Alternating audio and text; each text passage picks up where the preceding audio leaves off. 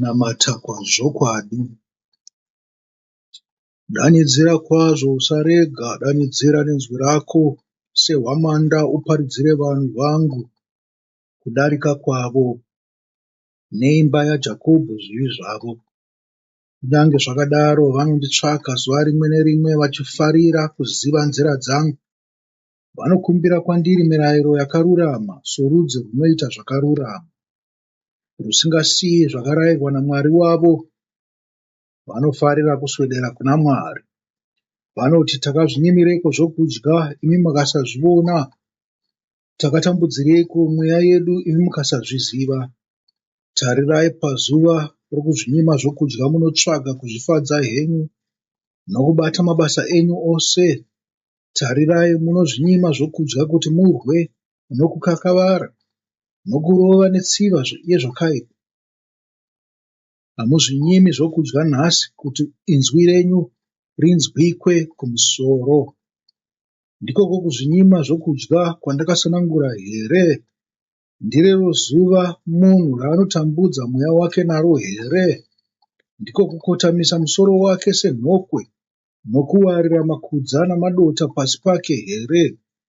Izvozvo ungazviti ndiko kuzvinyima zvokudya, nezuva rinodikanwa naJehovha here? Amen. Ko, kuzvinyima zvokudya kwandakasanangura hakuzakadai here? Kuti musunungure zvisungo zvezvakaipa nokubvisa makashu ejoko, kuti wakamanikidzwa aende hake, uye kuti muvhune majoko ose here?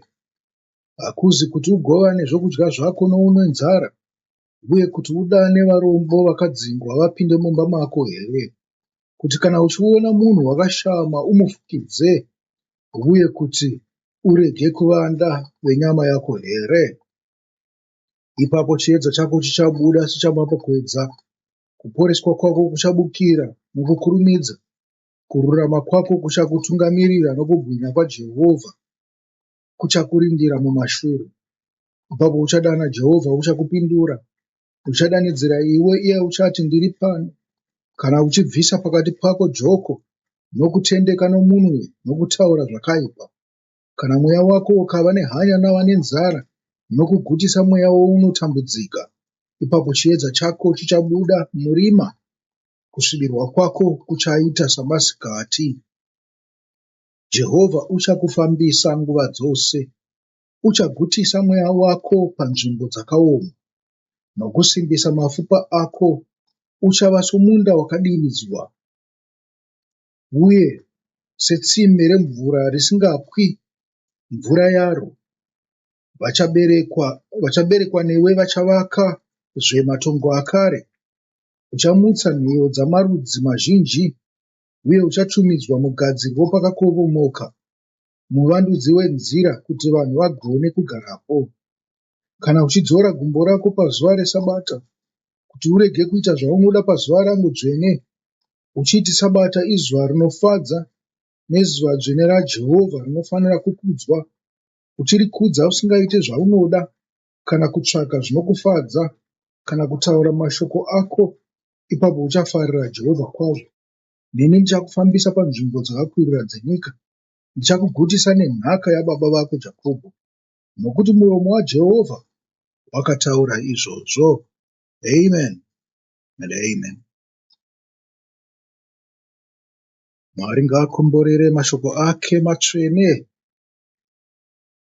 Manzwawo kuti patatanga kuverenga zvanzi kunamata kwazvokwadi.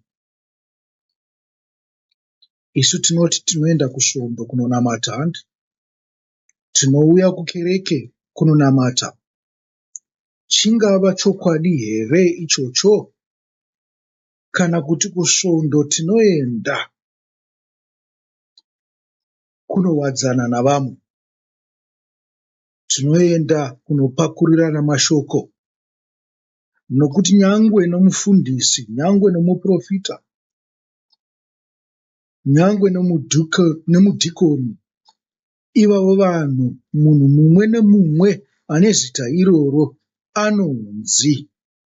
Vamwe fadza Mwari nokuitira vamwe zvakanaka ndokubuda kuri kuita shoko iri. Zvikanzi ikoko ndiko kunamata kwazvokwadi. Naizvozvo hatingadaro tichienda kukereke kunonamata. Kwete, tiri kuenda sezvandambotaura kuti tiri kuenda kunowadzana. Kutsanya kwataurwawo. Zvikanzi kutsanya kunoitwa kune munhu uri kuda kusvedera pedyo naMwari. Munhu unenge wabvisa zvivi paari nokufuratira zvinhu zvenyika kuti ave nenguva nokuwadzana naMwari. Imi makanzwawo zvichinzi pane mirayiro miviri mikuru: ida Mwari wako nesimba rako rose, nemwoyo wako wose, nemweya wako wose, nezvose zvako.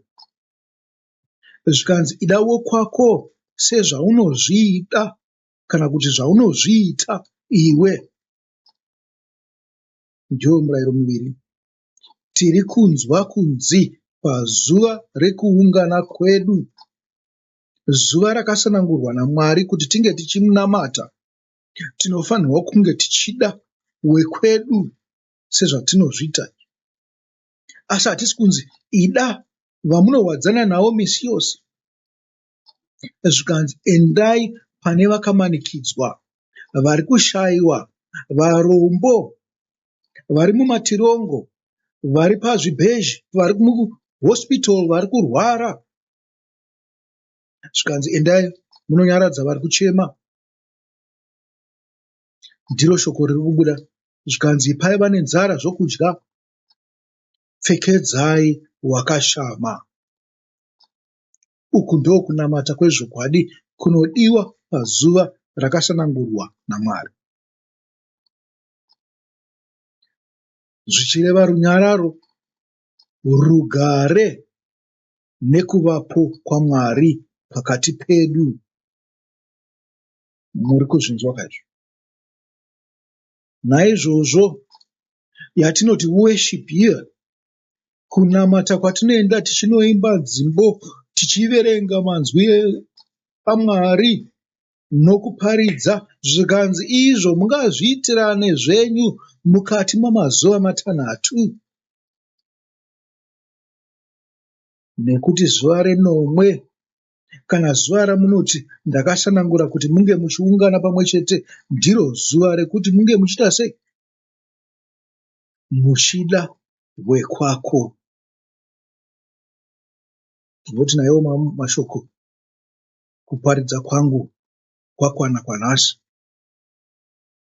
Asi kana muchipokana nazvo, ndiudzeiwo, ndinzwewo zvamunobvunga. Kwesvondo yanhasi, Mwari akuropafadzei pavhiki rinotevera. Mwari akuropafadzei mukushanda kwenyu, mukubata kwenyu, nomuzororo renyu mugore rino. Nokudzidza kwataita, tive nekunamata kutsva nekutarira pazvokwadi yaMwari, tisaite nemifungo yedu chisarai.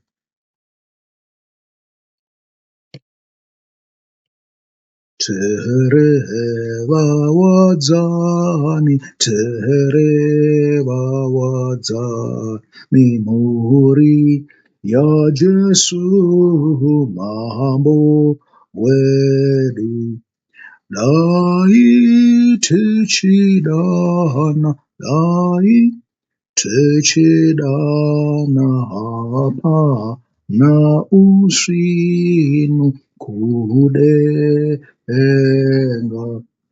Tinoyamurana, tinoyamurana, vatendi vaIshe mukuru. Tisingatsaukane, hakuna kudaro kudenga.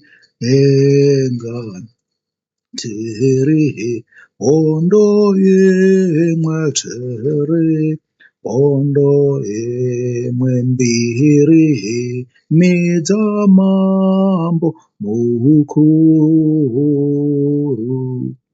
Ngatimurwirei nomwoyo mumwewo panzira inoenda kudenga.